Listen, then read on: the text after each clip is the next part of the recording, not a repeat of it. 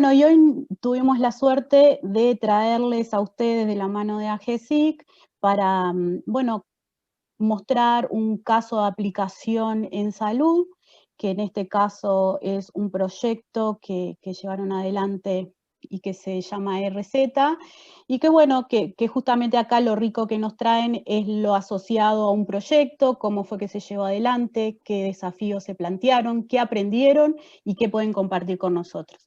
Y en ese marco es que una vez que ellos empiecen a compartir su experiencia, vamos a estar atentos a las preguntas que se vayan planteando y bueno, esperemos tener una buena charla. Muchas gracias. Le pasamos la posta a los protagonistas. Bueno, muchas gracias, Flavia. Un placer, la verdad, esta invitación. Desde el día uno que me contactaste, la verdad que si hay algo que nos gusta es compartir la experiencia nuestra, ¿sí? Humildemente, porque todo esto de las tecnologías emergentes, ¿no? Y el tema de innovación, nadie tiene la receta mágica, pero sí nos gusta poder mostrar lo que hacemos, porque entendemos que es algo que estamos abordando, ¿sí? Bueno, desde AGESIC, la Agencia de Gobierno Electrónico, para los que no están al tanto, bueno, hoy en día hemos estado un poco más en boca de prensa quizás que en otras épocas por todo el tema COVID, pero es un órgano que depende de Presidencia de la República, es una unidad ejecutora a nivel de lo que sería ONSC, OPP, y básicamente tiene el cometido de mejorar lo que es la calidad de vida del ciudadano desde el punto de vista de la relación con la administración pública, ¿no? Siempre a través del uso de las tecnologías de información. Tiene también el cometido de desarrollar lo que es la sociedad de la información, de acotar la brecha, ¿no? Lo que es en la inclusión de toda la ciudadanía en lo que es el gobierno digital.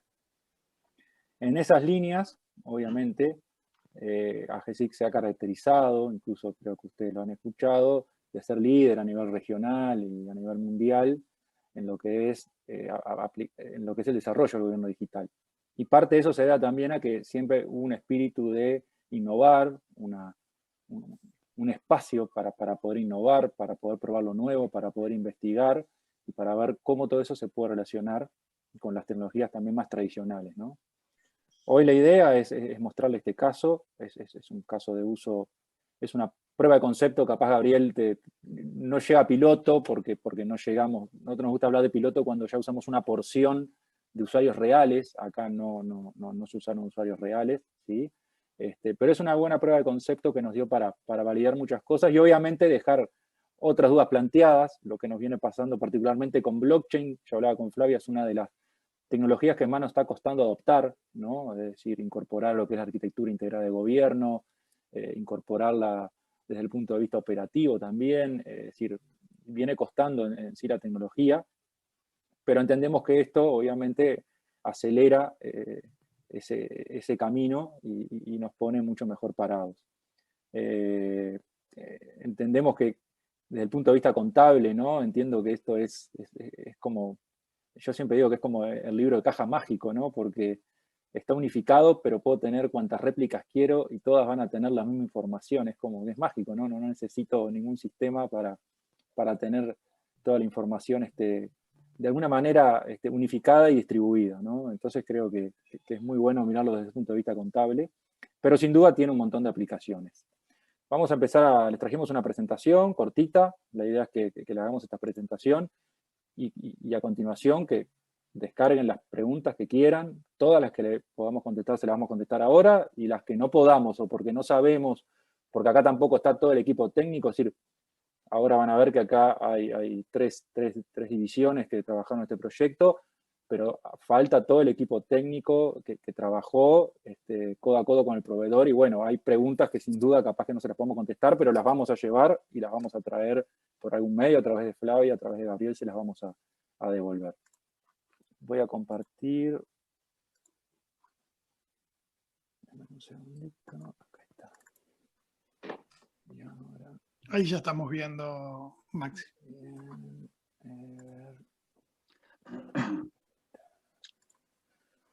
Ahí estamos completa, ¿no? Perfecto. Bueno, después de esta introducción, Es decir, receta digital empezó siendo iReceta, ¿no? Receta electrónica, receta electrónica o iReceta o receta digital tiene una solución hoy en día que no está basada en blockchain, tiene una solución que se está usando a nivel de ACE, a nivel de algunas farmacias de ACE, que está en, digamos, una fase, ahí Nelson nos puede mejor dar más detalles, pero ahí sí en una fase piloto. La idea era poder ver de unas experiencias que vimos en Canadá particularmente, que se estaba usando blockchain, bueno, qué nos estábamos perdiendo o no, o qué teníamos que entender de beneficios que podía aportar blockchain a una solución de receta digital. Así que si querés, Ale, te doy el pie para que arranques con tu parte. Sí, adelante. Bien, bueno, buenas noches, tardes, noches a todos y gracias por la invitación. Un poco pensando en la presentación inicial cuando hablamos con Nelson y con Maxi, realmente lo primero que estábamos hablando fue, bueno, ¿cuál fue de alguna manera la motivación, ¿sí? O el para qué se hizo este proyecto?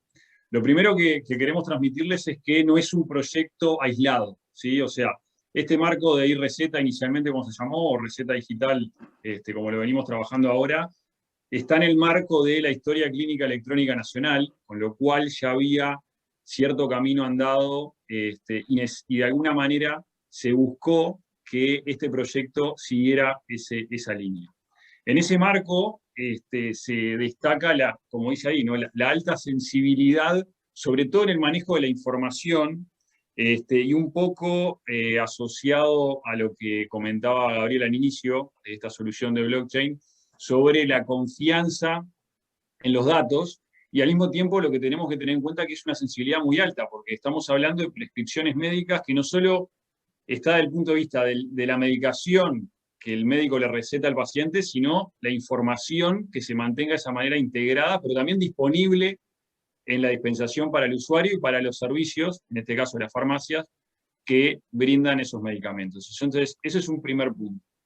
Un segundo punto que es importante es que esto está en el marco también del programa Salud, que ya venía trabajando hace tiempo con la Historia Clínica Electrónica Nacional, como bien dije, pero también con la Historia Clínica Oncológica, y es necesario mantener esa seguridad a un nivel muy exigente. Entonces, con lo que se estudió a través de tanto del equipo de salud y del equipo de emergentes, como una posibilidad, una oportunidad que se vio en analizar el tema de la tecnología blockchain por dos temas. Primero, los requerimientos que son más sencillos desde el punto de vista de tener una misma o mayor seguridad. Y segundo, lo que dije hace un rato, la posibilidad de que el usuario pueda manejar la información. Esta motivación también fue de alguna forma presentada al BID, al Banco Interamericano para el Desarrollo, quien nos apoyó para poder llevar adelante la prueba de concepto durante el periodo 19-2020. Como también comentaba Gabriel al inicio, es importante en este sentido trabajar juntos, ¿no? Ustedes hablaban un poco del trabajo de las experiencias de lo que es academia junto con los distintos sectores para conocer experiencias tanto en el ámbito público como privado. Maxi, si pasás a la siguiente. Entonces, en ese sentido, el equipo de trabajo estuvo constituido por diferentes divisiones y cada una, además del proveedor, como vemos al final, pero cada una con distintos roles necesarios y complementarios al mismo tiempo, ¿sí?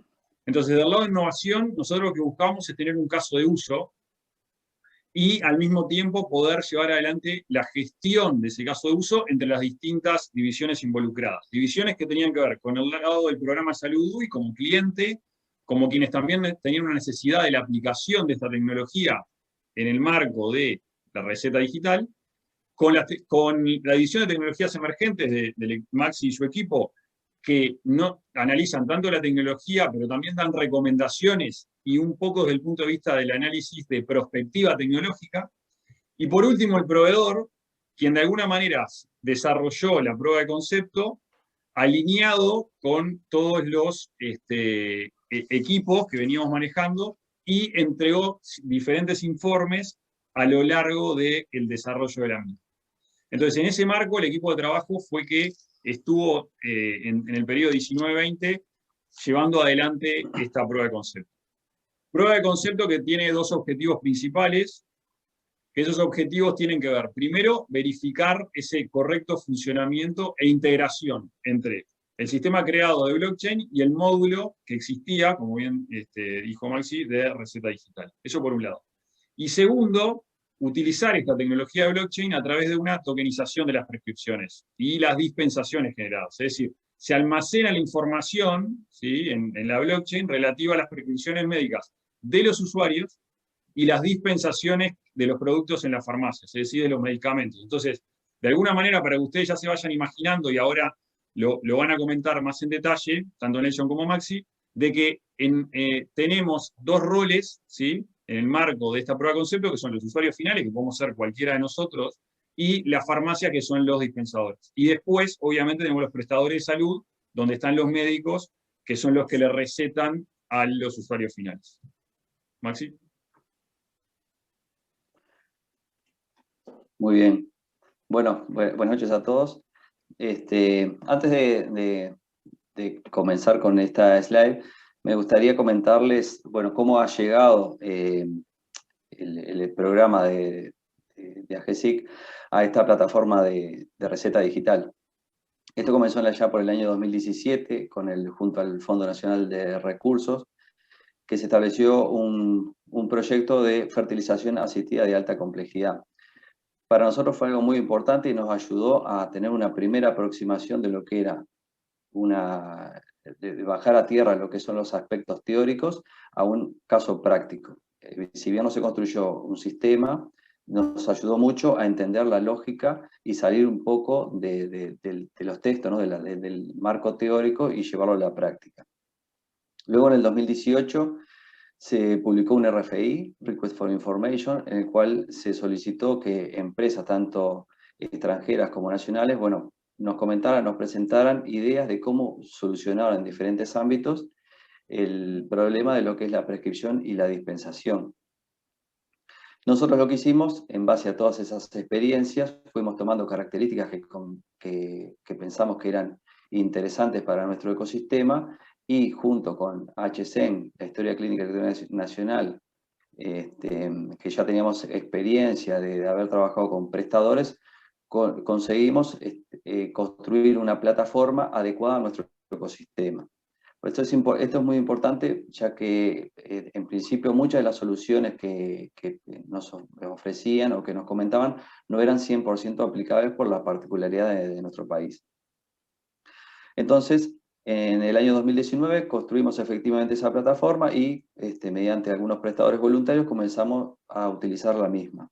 Entonces, yendo al diagrama que vemos ahí en la slide, nosotros tenemos que los prestadores de salud van a tener instalado un appliance, que es un dispositivo físico, un único punto de contacto que van a tener para acceder a lo que es la plataforma de gobierno, y con ello van a llegar a lo que es la plataforma de salud, donde está el sistema de receta. Ese es importante, ya que es el único punto. Todos los mensajes, tanto de prescripción o dispensación que se generen, por ejemplo, en un prestador, van a tener que pasar por ese canal. Y lo que pasa es que cuando ese mensaje se recibe en la plataforma, se replica y se envía a la blockchain para que almacene la información. Y bueno, después luego las farmacias van haciendo consultas a esa plataforma para mantener un saldo. Aquí hay conceptos que voy manejando que capaz que no quedan claros, pero en las próximas slides van a quedar más claros. Entonces, el flujo general es: un usuario asiste a su prestador de salud, en ese prestador de salud el médico le prescribe, esa prescripción se va a almacenar en la nube de la plataforma, y después el usuario con un código QR que va a identificar a esa prescripción va a ir a la farmacia, y la farmacia va a consultar ese QR y con lo que va a acceder a lo que es esa prescripción, y le va a realizar una dispensación. La siguiente, por favor. Bien.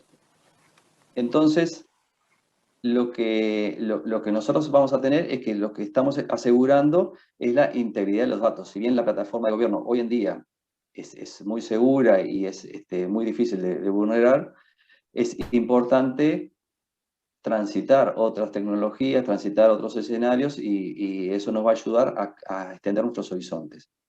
En particular, con la POC que hemos construido, en el diagrama se puede observar que vamos a tener la plataforma de e-receta o receta digital, en la cual va a recibir tanto prescripciones como dispensaciones de farmacia, y vamos a tener un usuario de back office. Este usuario de back office puede ser, por ejemplo, el Ministerio de Salud Pública, en el cual va a poder ver las transacciones, va a poder ver las prescripciones. Las prescripciones tienen que tener un formato particular. Por ejemplo, bueno, una prescripción tiene que ser un principio activo, una concentración, ¿verdad? Un periodo de tratamiento. Bueno, esa información va a estar toda almacenada ahí y va a poder ser consultada. Esto es muy importante, ya que le va a ayudar al Ministerio de Salud Pública, bueno, a poder hacer estimaciones de, bueno, cuáles son los principios activos que más se están prescribiendo, cuáles son los medicamentos que más se están dispensando, si hay una relación, de repente por alguna afección, alguna patología que pueda estar siendo mejor prescripta o mejor atacada o por un principio activo que por otro, etc.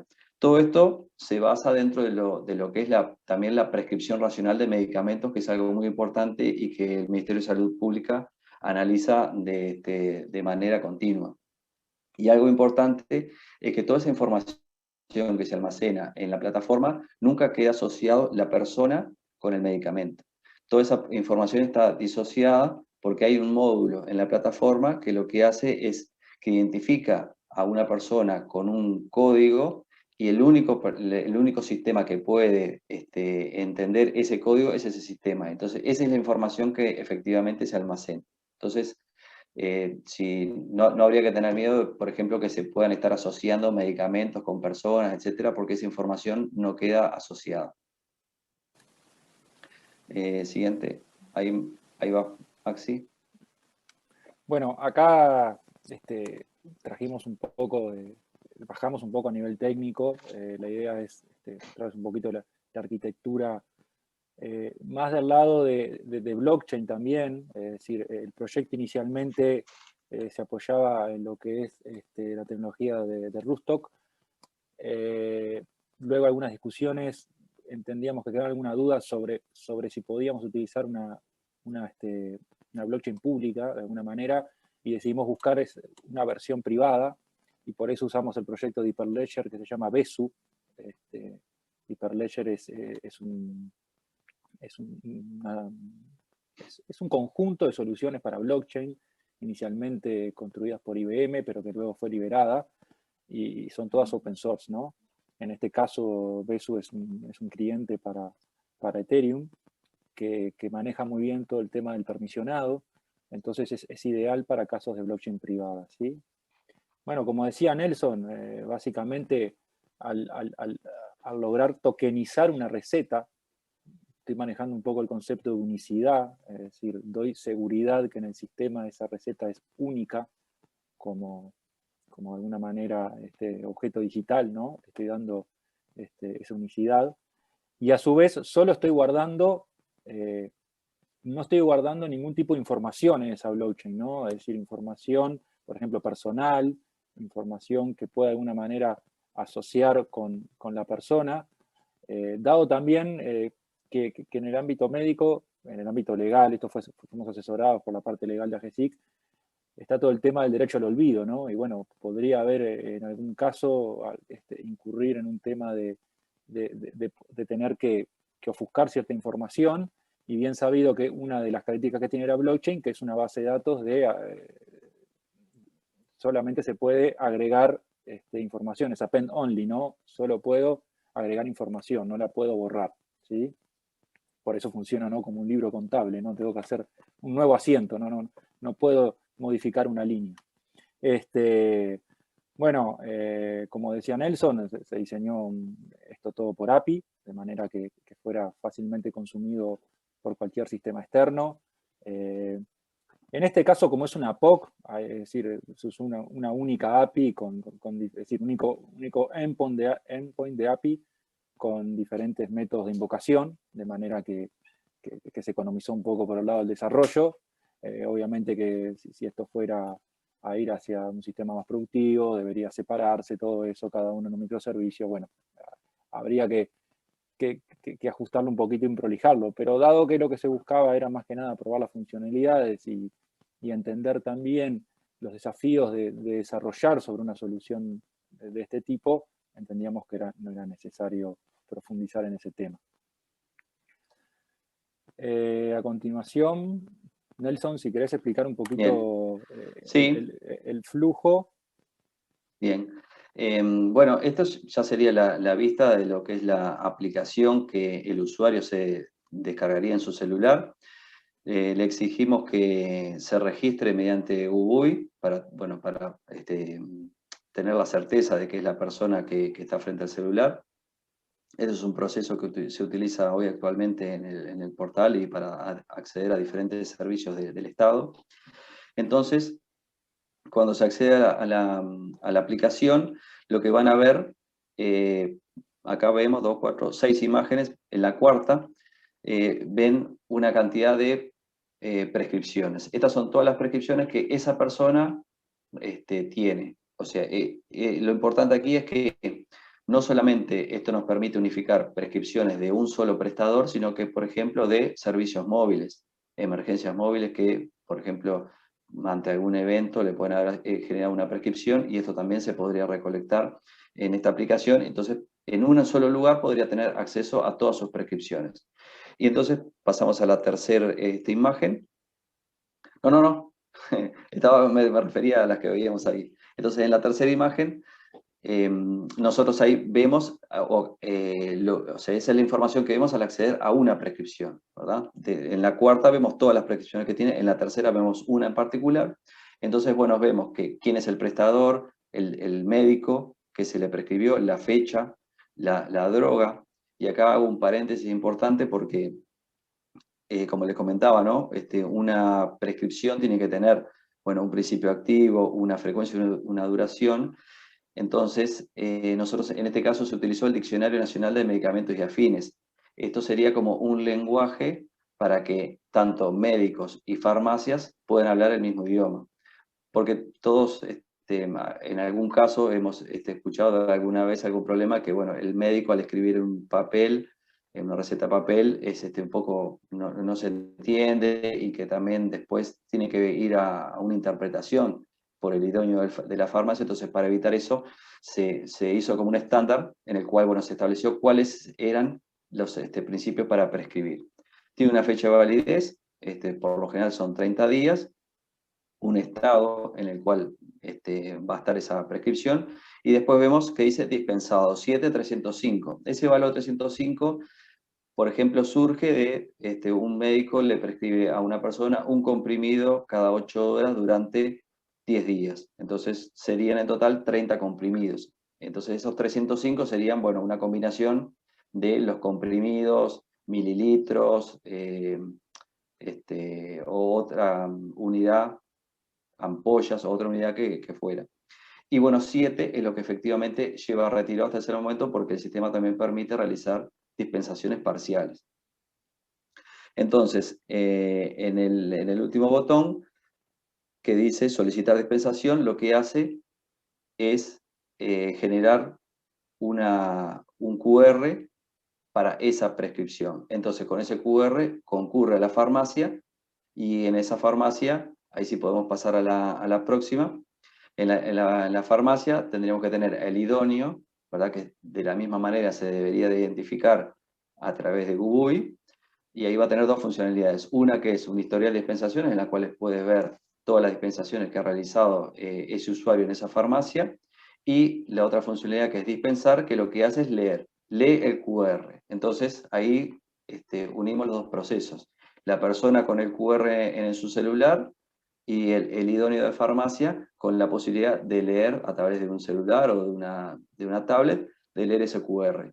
Lee ese QR, y lo que hace en ese momento es acceder hacia la plataforma con ese QR, accede y obtiene ese saldo.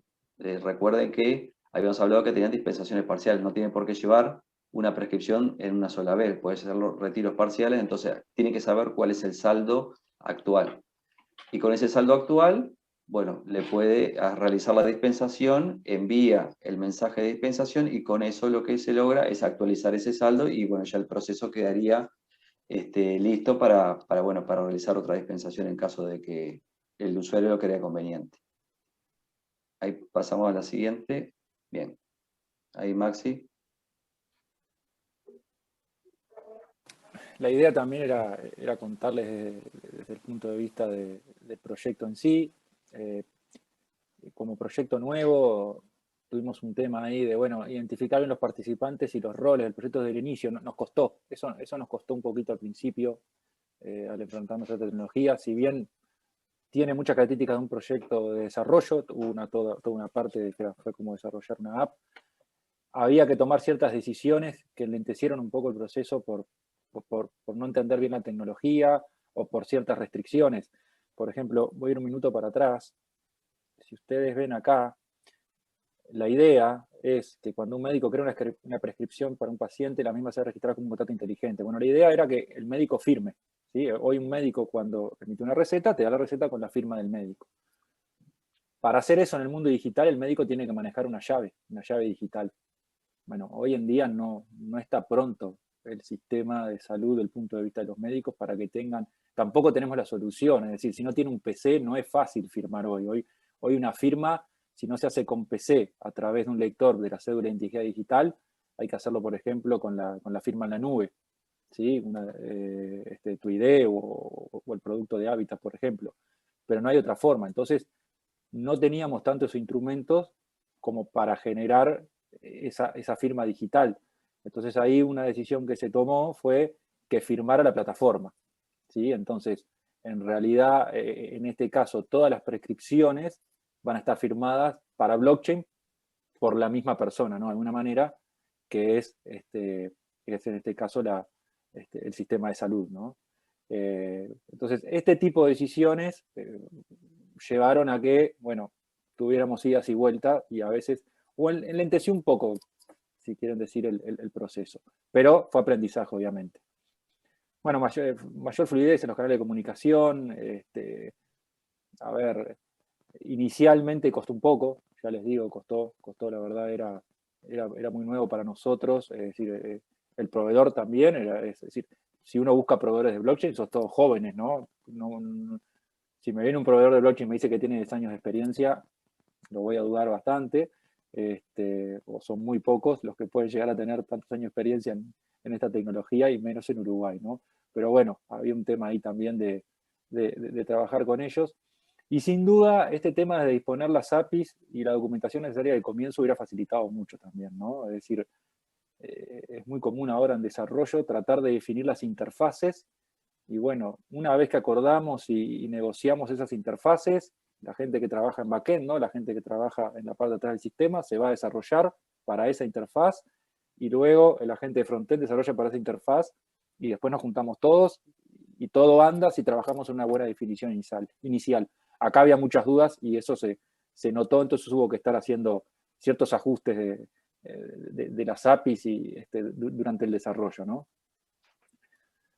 Bueno, lo bueno sí que hubo una muy buena especificación inicial de los requerimientos funcionales, eso fue fundamental, ¿sí? Que muchas veces pasan estos proyectos, más cuando uno trabaja con tecnologías emergentes o procesos de innovación, que se pone muy del lado de la tecnología y las consultas que hay que hacer las hace más tarde y ahí es donde falla. Acá, por suerte, Lino, que es otro participante de Salud UDI que estuvo acá junto con Nelson, trabajamos muchísimo en eso, en entender muy bien la especificación de requerimientos funcionales. Bueno, a disposición de las partes, la verdad que después de 6, 7 meses de trabajo más o menos que nos llevó, fue buenísimo este trabajo. El proveedor, hoy justo hablé con él, con Alejandro, que fue el proveedor, justo le conté que íbamos a estar acá, y estuvo muy bueno esa parte del trabajo.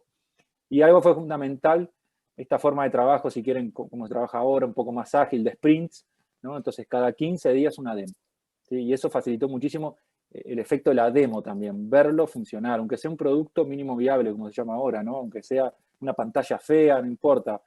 Lo importante era ver algo y trabajar sobre eso, sobre algo tangible, ¿sí? Y no esperar 3 meses para tener la primer muestra de algo. algunas conclusiones. Sí, obviamente la experiencia fue buenísima, aprendimos de la solución, validamos que se puede desarrollar sobre esa tecnología en un tiempo razonable, ¿sí? Más allá de la curva de aprendizaje, pero nos quedan muchos desafíos sobre la sostenibilidad y la escalabilidad, ¿sí? Es decir, hubo algo que no pudimos llegar a terminar de concretar.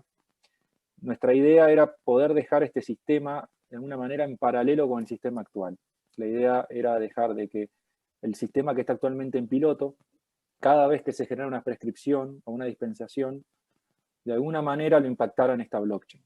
Y así poder ver cómo crece un ecosistema de estos, cómo crece una base de datos blockchain, ¿sí? Que es algo que todavía no tenemos expertise, la verdad. Es la realidad.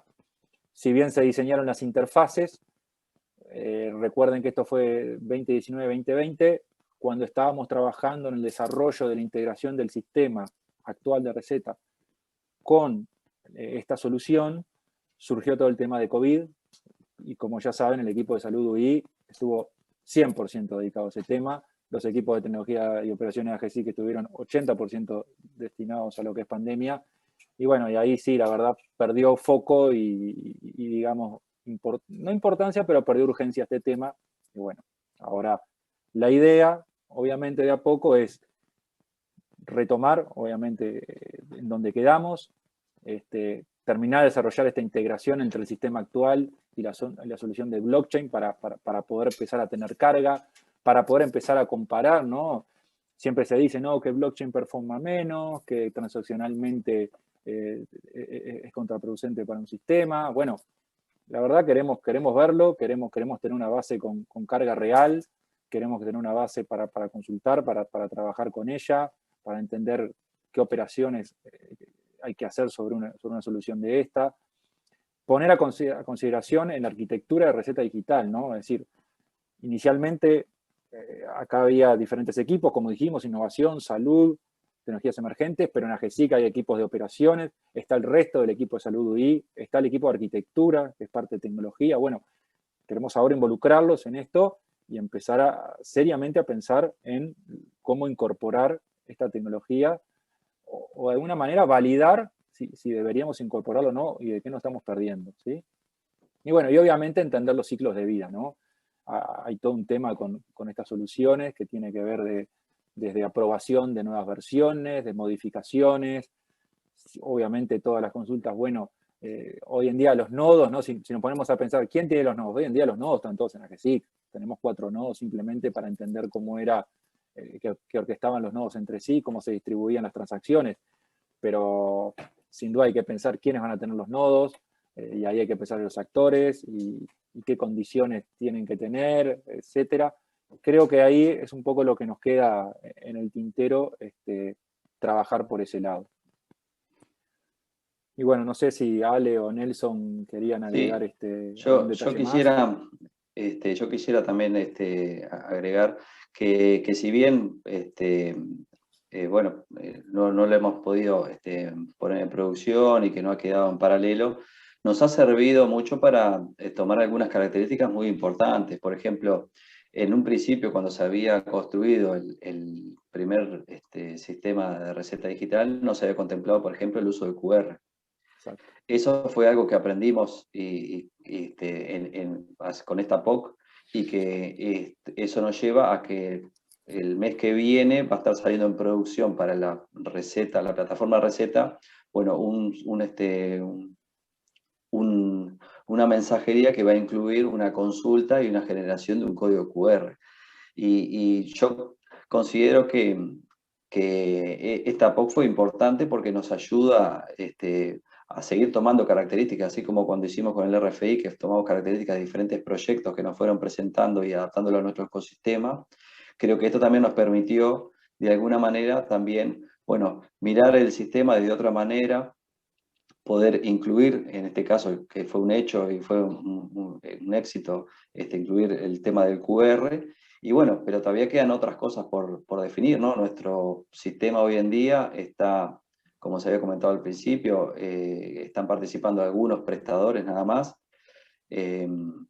Entonces, nosotros sabemos que en un futuro o en un escenario completo vamos a tener cerca de 60 millones de prescripciones al año, y como tenemos claro que no van a ser un retiro en cada prescripción, estimamos que por lo menos vamos a tener que estar manejando unos 90 millones de dispensaciones.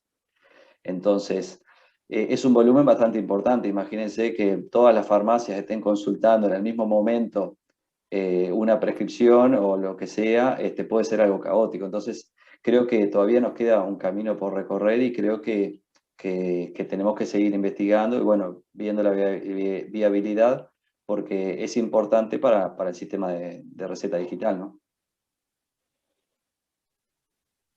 Una última cosa relacionada con lo que hablaba Nelson y Maxi es que, más allá de que se puede, que obviamente mejorar desde el punto de vista de los canales de comunicación que tuvimos, fue muy rico, sobre todo el último punto que lecciones aprendidas que manejaba Maxi de los hitos quincenales. O sea, y que desde el inicio todos estuvieran siendo partícipes, porque obviamente era un grupo muy grande de personas, y en un equipo, si había 4 y no podían ir los 4, no pasaba nada, iba uno, pero al menos uno de cada equipo siempre estaba, con lo cual eso también permitía tener una retroalimentación y todos tener la misma información para poder avanzar en paralelo. Y obviamente es la idea de seguir en ese camino para adelante. Exacto. A ver, algo que tenemos grabado es el uso responsable, ¿sí? Lo tratamos de usar en varios lugares, y es el uso responsable de la tecnología, ¿no? Es decir, por más copada que pueda estar, yo particularmente, imagínate, el área de tecnologías emergentes, veo cosas que son espectaculares, pero cuando hablamos de incorporarlo a la vida de los ciudadanos, bueno, uno se le sube mucho el tema de la responsabilidad, ¿no? Entonces, esto nos da seguridad. Este tipo de pruebas de concepto nos da seguridad y nos da mayor entendimiento para cuando se venga realmente, y lo que es fundamental, nos convierte en mejores contrapartes, ¿sí? A ver, AGESIC particularmente trabaja mucho con proveedores, ¿no? Tanto en desarrollo como en operación, trabaja todo el tiempo con proveedores, si no, no escalaría en tamaño. Y para nosotros es fundamental ser buenas contrapartes, ¿sí? Esto nos ayuda a ser mucho mejor contraparte en cualquier proyecto o desafío al que nos vamos enfrentando. Bueno, muchachos, no sé si alguno quiere agregar algo más. Flavia, a partir de aquí, preguntas, consultas, si quieren entrar más en detalle. Tratamos de pasar por todas las fases, no detenernos mucho en ninguna para poder cumplir con el horario, pero dejamos abierto para lo que quieran consultar. Bueno, muy bien, muchísimas gracias. Estuvieron muy detallistas y estuvo muy interesante. Tenemos acá algunas preguntas que han pasado por privado. Bueno, uno de los alumnos dice que la verdad muy bueno, muy clarito, así que estos chicos les llegó todo lo que ustedes le dijeron. Después tenemos algunas preguntas que nos llegaron por privado porque no se animan a hacerlo abiertamente. Estaba asociado al hecho de que si esto nos está, Maxi habló de que Uruguay estaba en vanguardia en todo lo que es gobierno digital y transformación digital. ¿Esto entienden que puede llegar a posicionarnos en el Mercosur, si estamos hablando a nivel regional o si ya vamos un poco más a nivel mundial, en ir adoptando esta tecnología? Sí, sin duda nos posiciona, es decir, nosotros participamos de varios grupos internacionales de gobierno digital, por ejemplo, el Digital Nations, que es el grupo de las 10 naciones más digitalizadas en el mundo, somos parte de ese grupo, en particular de tecnologías emergentes, entonces estas experiencias se comparten ahí. También compartimos grupo con la red GEALC, que es la red de agencias de gobierno de Latinoamérica y el Caribe, donde también compartimos estas experiencias. También en la OCDE, que es de la Unión Europea. Es decir, en todos los ámbitos internacionales siempre estamos de alguna manera mostrando nuestras experiencias, y eso es un poco también lo que te pone a la vanguardia, ¿no? El hecho de, en ciertos lugares, no solo por ser el primero, ¿no? A veces yo siempre, cuando nosotros empezamos con Blockchain hace como 3 años, y venían empresas a decirnos, bueno, quiero que seamos el primero en poner algo, pero no venía por ahí. Nosotros queremos ser el que tenga más experiencia, si querés, para cuando venga la ola de verdad o para cuando esto realmente entre en régimen, bueno, haber avanzado en el camino y tener más experiencia. Eso es lo que nos posiciona.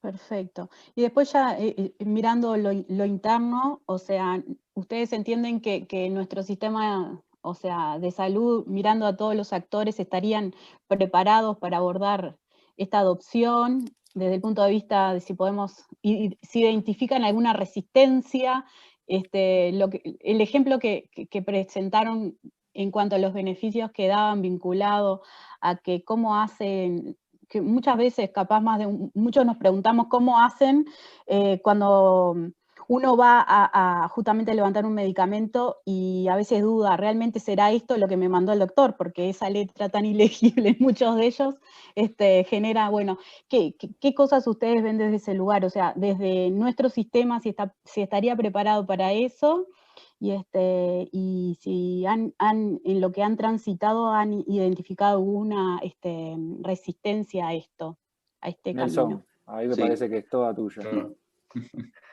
Sí,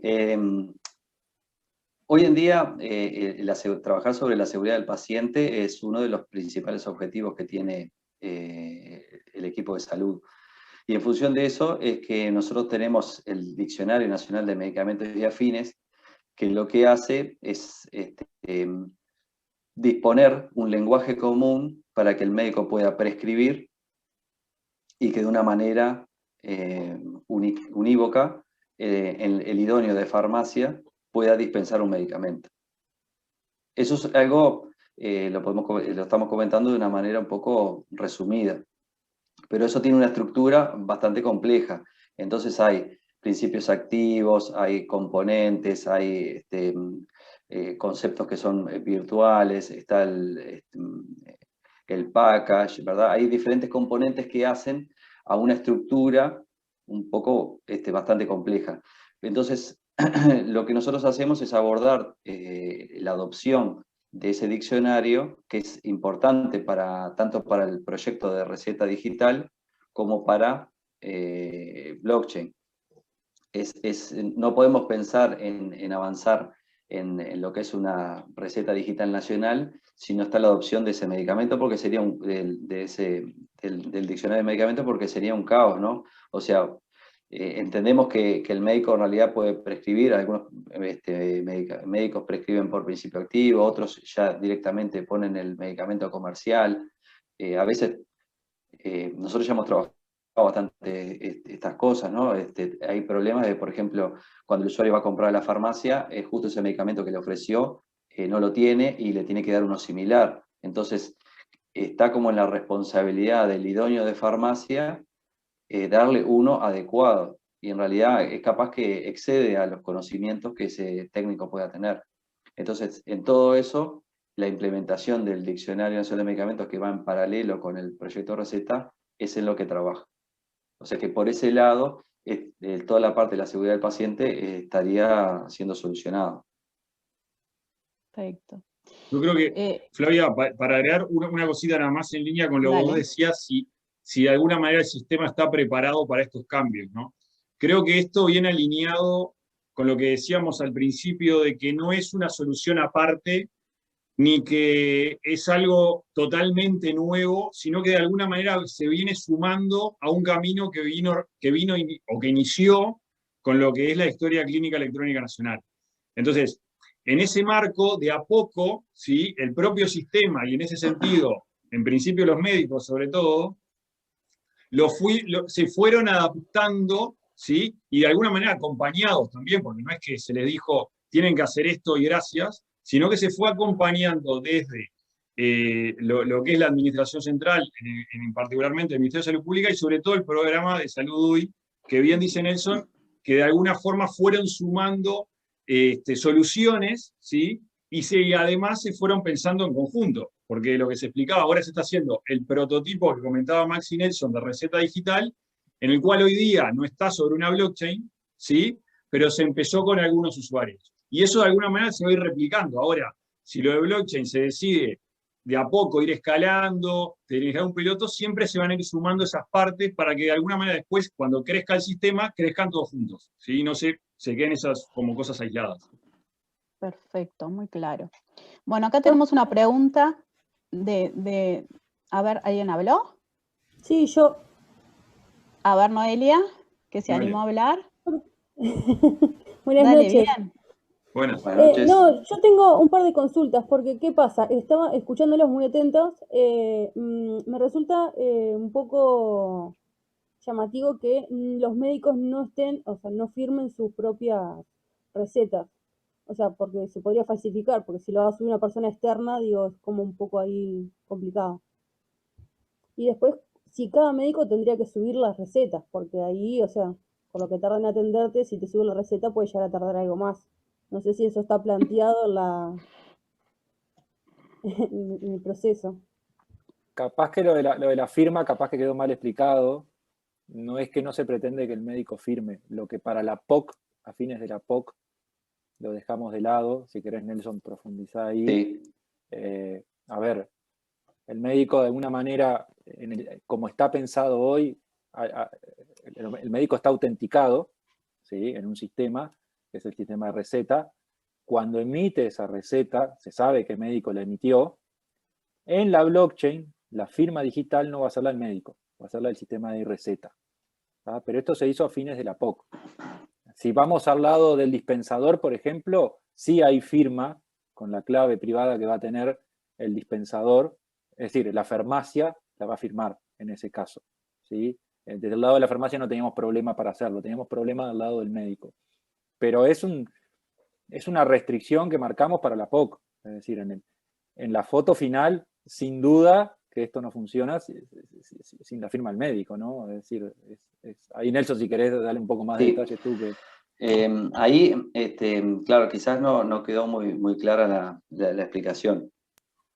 Hoy en día no sería válido que todos los médicos puedan firmar, ya que todo con algo digital, porque no todos cuentan con una cédula digital. Entonces, lo que nosotros hacemos es, dado que el médico está prescribiendo desde el sistema o software de la institución, el que realmente lo valida, ¿verdad? Porque hay que entenderlo como el sistema como un todo, ¿no? No es que la plataforma le va a brindar un front-end o una pantalla para que el médico se pueda loguear, sino que en realidad es el médico va a trabajar con el sistema que su prestador disponga. ¿Está bien? Entonces cada uno le indicará si se tiene que loguear con su cédula, si se loguea con código, con un PIN. O sea, cada prestador decide cómo mantiene su relación con sus médicos, porque en realidad tiene una relación de dependencia. Y lo que nosotros le decimos es, bueno, el médico se va a loguear en tu sistema, el prestador está validando que ese médico efectivamente es el que dice ser, y lo que hace efectivamente es generar una prescripción en su sistema y enviarnos un mensaje a nosotros con los datos requeridos para generar la prescripción en la receta digital nacional. Capaz que eso no había quedado explicado bien, pero en realidad no es que la plataforma brinda un punto de acceso, sino que el punto de acceso es el prestador. El prestador de salud es el que valida que el médico que está generando esa prescripción es quien dice ser, que es lo mismo que pasa hoy. Nosotros siempre en todas las implementaciones tratamos de ser lo más transparente posible y no modificar el ecosistema de cada prestador. Entonces nosotros vamos después que el prestador lo valida y bueno, le muestra los procesos, los campos que cada prestador, porque en realidad es que cada prestador es un mundo diferente y tiene sus formas de prescribir y tiene su vademecum y los medicamentos que cada uno permite prescribir, ¿verdad? O dispensar. Entonces, luego que hace todos esos procesos, bueno, nosotros decimos, bueno, cuando tengas tu medicamento, envíanos cierta cantidad de campos, que son los que yo necesito para registrar una prescripción, y te la voy a registrar al nombre que vos identificaste. Ahora sí, quedó claro. Está bien. O sea, firman también con su número de el que le otorga la universidad, una cosa así. Exacto, firmarían con lo que el prestador les va a solicitar. Hay algunos que le firman con el número de cajas profesionales, puede asignarle un password, un token, hay diferentes cada prestador implementa el sistema de seguridad que cree conveniente. Ah, está, genial, genial. Ahora sí, muchas gracias. No, por favor. Muy genial. Bueno, después otra pregunta que tenemos es vinculado a si el sistema está pensado en las farmacias institucionales o podrían ser las farmacias externas también. Bueno, en un principio el sistema comenzó en estos prestadores que están participando de manera voluntaria, comenzó con su farmacia institucional, o sea, prescriben y dispensan desde su farmacia, no hay una interacción con farmacias externas. En los próximos meses vamos a comenzar con algunas pruebas con algunas farmacias que ya son comunitarias, que nosotros decimos. Entonces ahí sí ya estaríamos permitiendo un flujo diferente, ¿no? O sea, sería desde prescribir desde una institución y dispensar desde alguna farmacia comunitaria. Pero todavía no lo hemos logrado.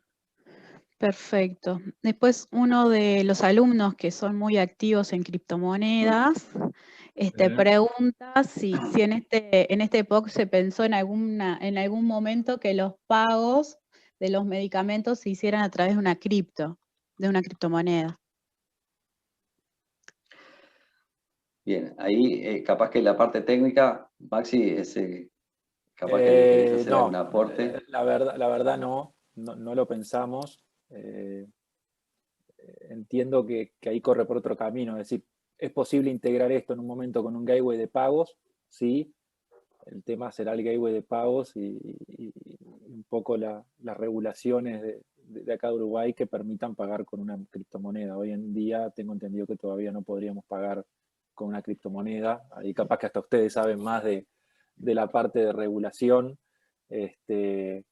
pero mientras puede, es decir, se integra con un gateway de pago y podría pagarlo perfectamente, pero es externo, ¿no? Es un sistema externo, es una moneda como si pagara con una tarjeta de débito, es decir, como si pagara con PayPal, ¿no? Si quisiera integrarlo. Entiendo que va un poco por fuera, pero particularmente con cripto no lo pensamos, pero sin duda, si fuera un medio de pago que se pudiera utilizar, creo que estaría buenísimo.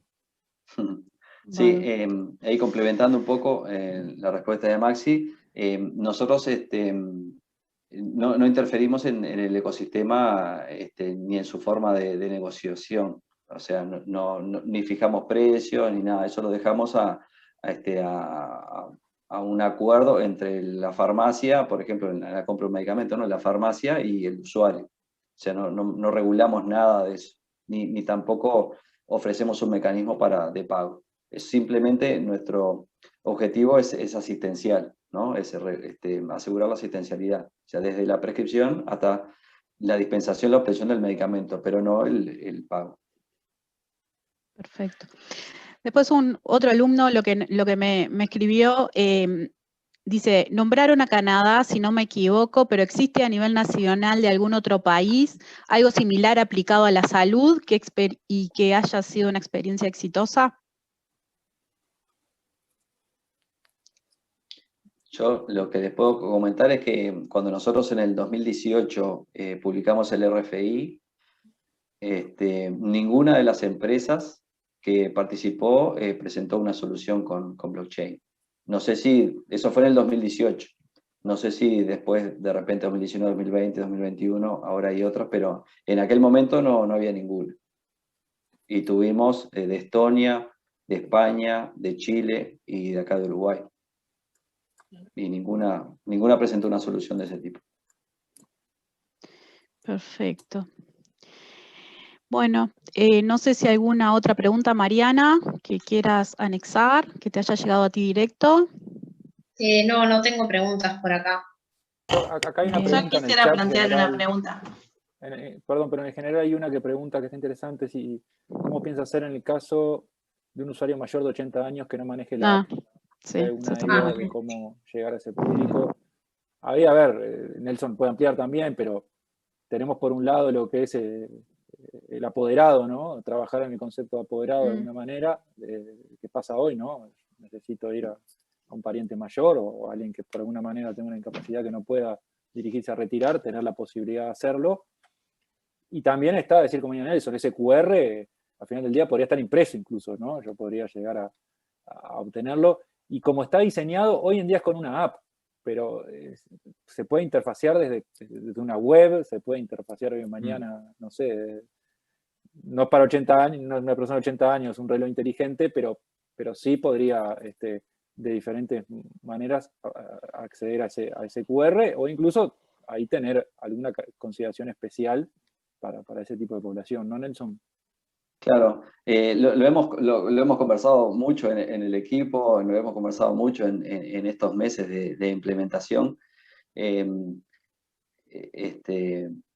Evidentemente, para la gente de mayor edad, la tecnología les cuesta, el celular seguramente, capaz que no tiene ni siquiera la capacidad de poder desplegar un código QR, pero en esos casos, lo que nosotros en algún momento pensamos es en hacer que ese código QR pueda ser enviado a otra persona, a un tercero para retirar. Entonces, en realidad, no solamente retira el dueño de ese QR, sino que de la misma manera que nosotros con una receta hoy a papel, vas y retirás y podés, si te la prescriben a uno, de repente se la damos a un familiar que lo vaya a retirar, de esa misma manera podemos permitir que ese QR lo pueda retirar otra persona, ¿verdad? Entonces, ese QR o ese código debería ser, bueno, de repente, por lo que hemos pensado, enviado a través de mail, a través de un SMS, etcétera. De alguna manera, enviar algún código para que otra persona lo pueda retirar.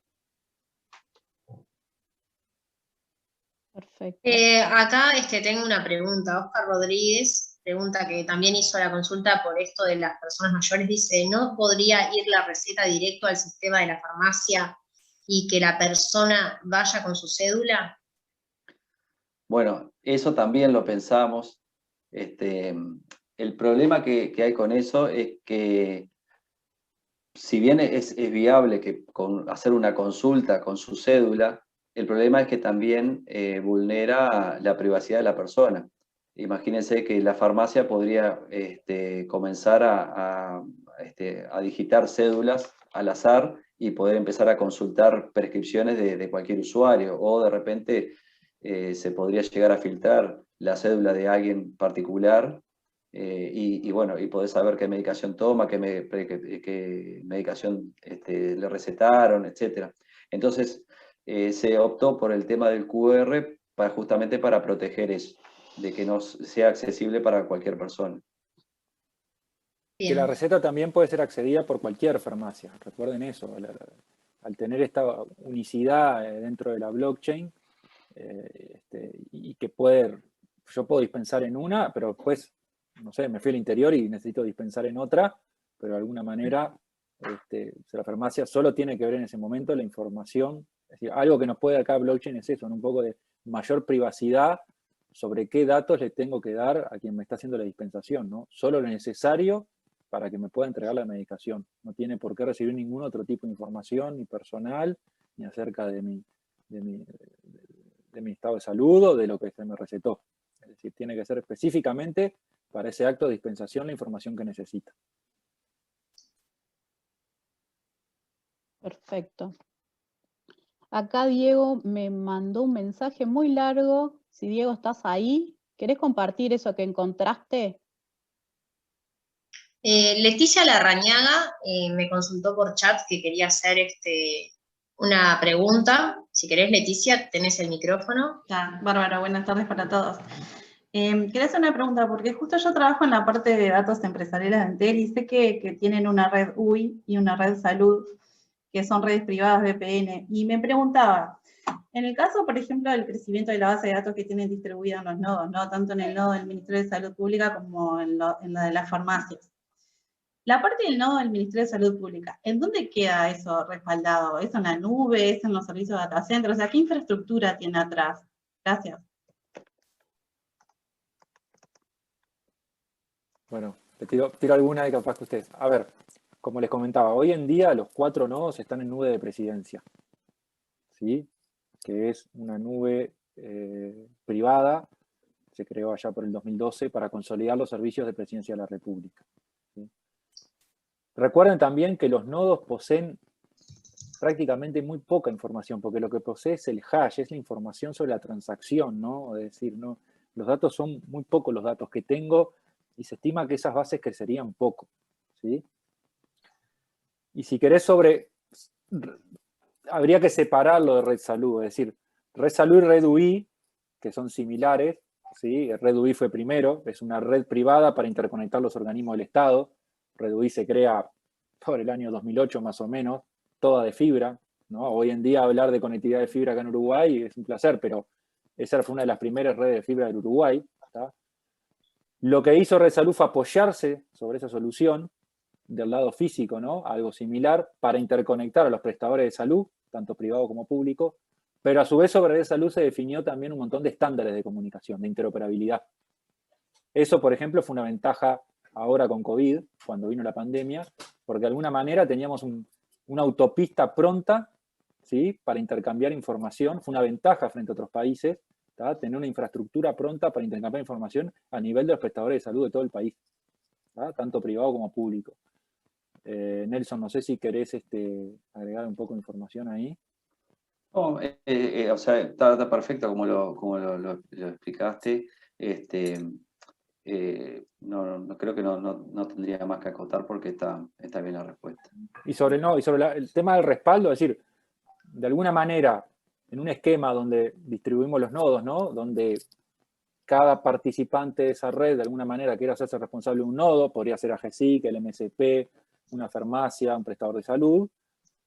De alguna manera cada uno se hará cargo del mantenimiento de ese nodo, ¿no? Como decías tú, tenerlo disponible, que esté en un lugar seguro. Es decir, ahí empezamos con ciertas cuestiones. Nosotros, por ejemplo, no usamos ninguna nube pública, en este caso, ni tampoco nos apoyamos en una red pública, ¿no? Es decir, el dominio de esos nodos estaría 100% en territorio nacional y en infraestructura de alguna manera que puede ser de nube, brindada, por ejemplo, por Antel, o podría ser nube, o podría ser infraestructura propia del organismo, ¿no? Genial, muchas gracias. Bien. ¿Alguien más que tenga preguntas? Marcelo Palazuelo tiene una pregunta, dice: buenas tardes, ¿los médicos tienen la posibilidad de hacer una aclaración del principio activo que figura en el diccionario, ya que hay drogas que no permiten ser intercambiables y el usuario debe consumir el principio activo, pero de una marca comercial específica? Los datos. Sí, dentro del mensaje de prescripción, es verdad, como lo comenta Marcelo, si bien hay un principio activo que es el que el médico puede prescribir, también nosotros permitimos, porque hay algunos, son cerca de 20, 25 medicamentos en los cuales sí está, por ley, el médico podría prescribir esos. No necesariamente el principio activo, sino que directamente el medicamento que quiere que la persona lleve. O sea que sí, nosotros lo tenemos contemplado en el mensaje. Bien, gracias. No, de nada.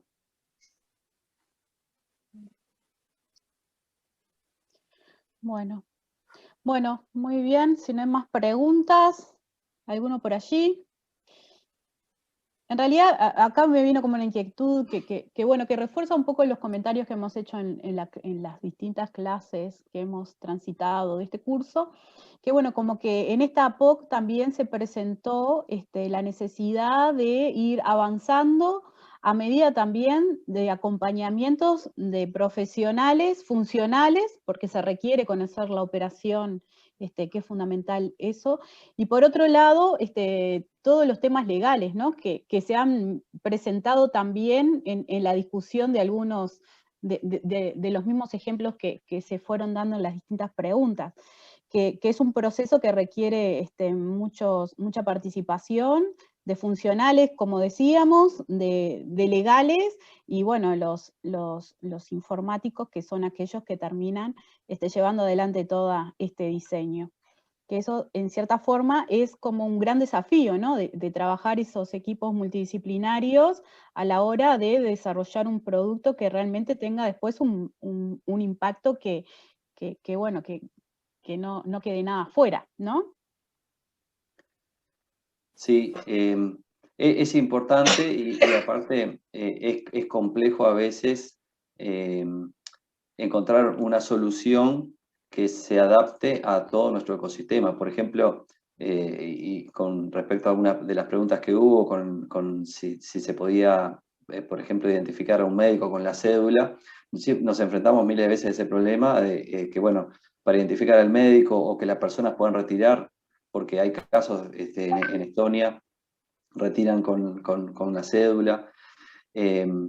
Entonces, pero al no tener el 100% de los ciudadanos en Uruguay con cédula, entonces eso nos empieza a cortar las soluciones y nos empieza, bueno, a empezar a hacer un poco de malabares con la tecnología y con hasta dónde podemos llegar y bueno, ver si en un par de años de repente podemos llegar a tener ese 100%. Y bueno, esto es como que no es solamente una decisión de tecnología, ¿no? De decir, bueno, quiero hacer esto, sino que en realidad es, quiero hacerlo, pero en realidad está nuestro ecosistema adaptado, está preparado para llevarlo a cabo. Entonces son como muchas variantes que hay que contemplar al momento de tomar una decisión y de ir adelante con un proyecto. Perfecto. Había una última pregunta, estaba repasando nada más. Hubo alguien que preguntó, porque a veces, como estábamos trabajándolo, capaz que no lo explicamos. Lo del usuario gu.ui, que es lo del login que decía Nelson para identificar a la persona, básicamente es el usuario que cualquier ciudadano va a tener para vincularse con el Estado. O sea, que el Estado sepa que el que le está hablando es Alejandro, Flavia o Nelson, ¿sí? Y básicamente es un login que de alguna manera utilizamos el mismo en esta POC, porque es el mismo que se está empezando a utilizar para el resto de funcionalidades de lo que sería el vínculo ciudadano-Estado, ¿no? O sea, en su momento ya DGI también está haciendo algo por ahí, entonces es un poco eso lo del usuario Google, simplemente para aclararlo. Es el single sign-on del Estado, si quieren, de alguna Ahí está. manera. Está bien, está bien. Si quieren. No, sobre lo que comentabas de marco regulatorio, saben que si les interesa, el que tiene muy buenos trabajos en blockchain es el Banco Central. Si se fijan en la página del BCU, yo ahora acá no tengo para buscarles, pero si alguno tiene ganas, han hecho muchos trabajos desde el punto de vista regulatorio y de derecho informático, tiene unos cuantos trabajos en ese aspecto. En la página del BCU, ellos tienen un departamento de innovación también que trabaja y que hemos trabajado juntos en validar algunos proyectos de cámara de compensación, me acuerdo que había, bueno, incluso cuando salió todo el tema de posibles criptomonedas, bueno, hemos charlado bastante con ellos y tienen bastante trabajo para hacer. Y en AGESIC, lo que hacemos siempre con emergentes es trabajar muy cerca de jurídica, ¿no? Es decir, AGESIC tiene un observatorio jurídico de tecnologías emergentes que trabajamos en común. Entonces, cuando hay alguna tecnología, ellos salen y hacen un poco la perspectiva del lado regulatorio y del lado de derecho también. Que a veces son limitantes, ¿no? Y a veces son restricciones que hay que tenerlas claras, porque eso también te marca hasta dónde podés ir y no. Entonces no hay que perderlo de vista. Bueno, muy bien. Bueno, entonces damos por cerrado esta linda actividad que nos tocó compartir con ustedes y realmente fue muy dinámica. Y bueno, nuevamente muchas gracias por regalarnos este tiempo y esta linda dinámica. Y bueno, ojalá nos podamos ver pronto con algún otro proyecto que nos vengan a mostrar y a compartir con estos chicos, y capaz que cuando arranque lo de cripto, tenemos unos cuantos acá expertos de eso que nos están también alimentando a nosotros en ese nuevo conocimiento, ¿no? Porque justamente se trata de esto, es una cosa que va y viene, es un concepto al menos que Gabriel siempre nos invoca, que bueno, que el conocimiento se va construyendo también entre todos, que no es solo el que viene a hablar, sino, bueno, cómo vamos retroalimentando estas cosas que son nuevas y los docentes estamos aprendiendo junto con los alumnos, y se trata un poco de eso. ¿Gabriel? No, nada más. Creo que la actividad fue muy, muy gratificante y para todos, y creo que todos nos vamos con cosas nuevas, tal como decía Flavia, y seguramente Alejandro, Nelson, Maxi también se llevan algunas cosas que suman que está bueno que siempre alguien le cuestione el trabajo que uno hace. O sea que nada, en nombre de la unidad académica, gracias por estar hoy con nosotros, Y cerrá vos, no sé, Flavia. Bueno, sería eso entonces, agradecerles nuevamente y nos vemos pronto. Muchas gracias a